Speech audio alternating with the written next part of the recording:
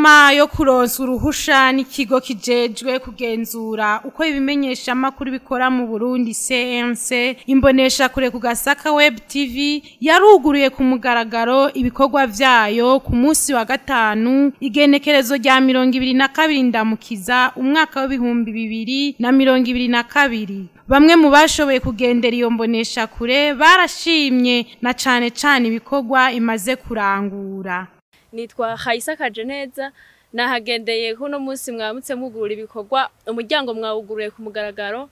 Imbonesha kure ku Gasaka ndayikunda cane, narabonye ifasha abagowe, irubakira inzu abatagira uburaro, irafasha abakene, yaratanze n'amakaye ku banyeshuri bamwe bari babuze ingene baja kw'ishuri. Ni ibikorwa vyinshi cane imbonesha kure ku Gasaka ikora, nahimbawe cane mbonye ibikorwa vyanyu, ntumirira n'abandi kuzoza barayigendera. Ego ku mazina nitwa Ferdinand Dindakaje.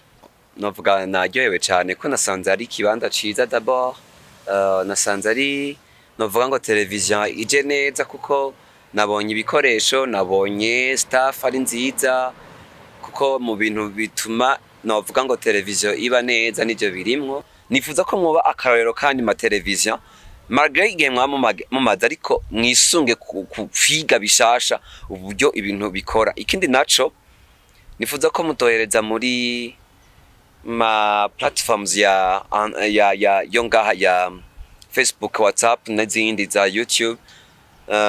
Mugabo turifuza kuzobona Agasaka Web TV iri nko kuri chaîne soit kuri Canal Plus canke n'ibindi nyene.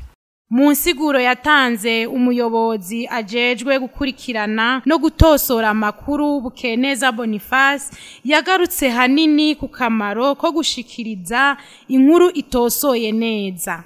Nitwa Bukeneza Boniface, nsanzwe njejwe gukurikirana uko inkuru ziba zimeze, kuraba ko zitosoye neza kugira ngo abadukurikira umbure tubahe ibintu bisukuye. Nico gikorwa rero njejwe, ni directeur de publication mu rurimi rw'igifaransa. Hari abashobora kuba batumva icyari cyo gutosora, ariko ngerageje gusigura mu majambo make. Gutosora inkuru nuko iyo wagiye kurondera inkuru urondera ibintu byinshi, uronka ibintu byinshi bitandukanye, ariko ntushobora gushikiriza ibyo bintu byose uko wabironse. Ni cyagihe rero uca wicara ukarondera nkumbure ico wari wagiye kurondera muri iyo nkuru. Mu gihe rero wafashe ibyo bintu byinshi uraheze ugaca ukuramwo bya bintu nkenerwa wifuza gushikiriza ba bantu badukurikira babakurikira, hanyuma ugaheza rero akaba ari byo usigarana, ugaheza rero ugashikiriza inkuru imeze neza. Niko gutosora rero no gukuramwo twatunenge nkumbure dushobora gutuma igihugu gicafura ndetse n'ibindi. Ndetse ngiriye ko n'intumbero nkumbure yo gutosora iciza cyo gutosora amakuru, nuko murazi ko umwuga wo kumenyesha amakuru tuvuga ko ari 4e pouvoir.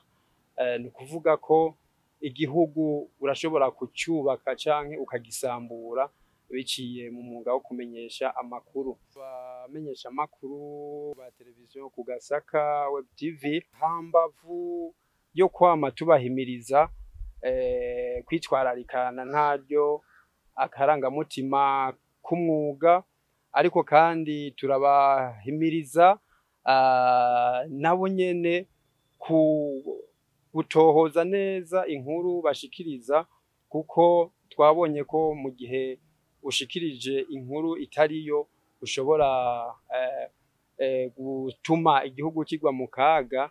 Turaheza tukababwira akajambo, turabatekerera impanuro zo kwamana ntaryo bitwararika akarangamutima k'umwuga basanzwe bakora, ndetse bakamenya nyene yuko umumenyesha makuru atari ngaho kugira sambure, ahubwo ari ngaho kugira ngo yubake igihugu. Mu nsiguro yatanzwe n'ubuserukira imbere y'amategeko iyo mbonesha kure yatumenyesheje icatumye iyo mbonesha kurivuka, aranatubwira umurongo ikorerako mu biganiro isanzwe ikora. Ku mazina banyita Roger Shimirimana, nkaba nsanzwe ndi umuyobozi w'ikimenyesha makuru ku Gasaka Web TV mu ntara ya Ngozi.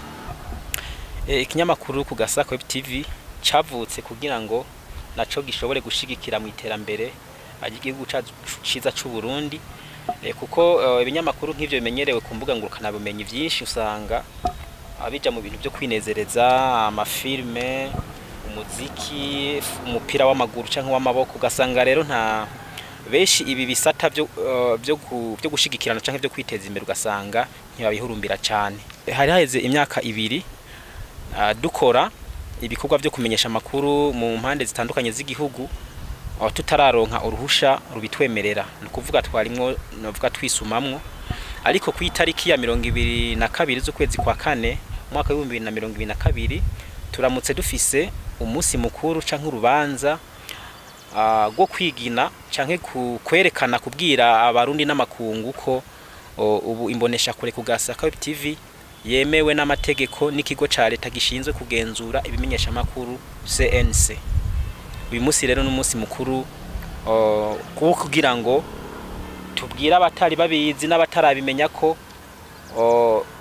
imbonesha kure ku Gasaka Web TV iri ku rugezo rw'ibindi bimenyesha makuru vyemewe mu gihugu cacu c'u Burundi. Ligne editoriale y'ikimenyesha makuru ku Gasaka Web TV ni ubutabazi butagira imbibe. Ubutabazi butagira imbibe ugiye kuraba ngire ko nsigura ni jambo rirerire kandi ryagutse, bisigura ko twebwe ico twisunga cyane canke vole dukoreramwo niyo gushigikirana kandi murazi ko mw'iyi minsi heze leta y'u Burundi yashizeho umunsi mukuru wo gushigikirana mu kibano, gufashanya. Rero natwe nimwe ntumbero natwe vyaje bidusahiriza cyane, bica bihuza n'uwo munsi natwe nico gikorwa dusanzwe dukoreramo cyo gushigikirana nkuko ikimenyesha makuru cacu ari wo murongo ngenderwa ko twashimye kugendera ko no gukoreramo. Yongera amenyesha kandi ko yipfuza vuba kwiyombonesha kure yoba insamirizi, ndetse ikaba nimbonesha kuri dakorera ku mbuga gusa, ahubwo izoja no mu mashene ya Canal Plus mukurikire. Ku Gasaka Web TV turipfuza cyane mu migambi ko izoba insamirizi, ku buryo n'umunyagihugu wahariya mu Gitobe, umunyagihugu wahariya mu Rumonge ashobora gutora agatelefone agashiramo ibiharuro kimwe bita frequency, akumviriza akumva amajwi. Ubu batubona amashusho bakatubona amasanamu, ariko twifuza ko muri kazoza tuzosamirana kujya kwa kwisanganiro, tugasamirana kujya kwa Rema FM, kugira ngo n'ijwi ryacu rishike kure n'umunyagihugu mutoya adashobora gutunga telefone zigezweho ashobore kudukurikirana.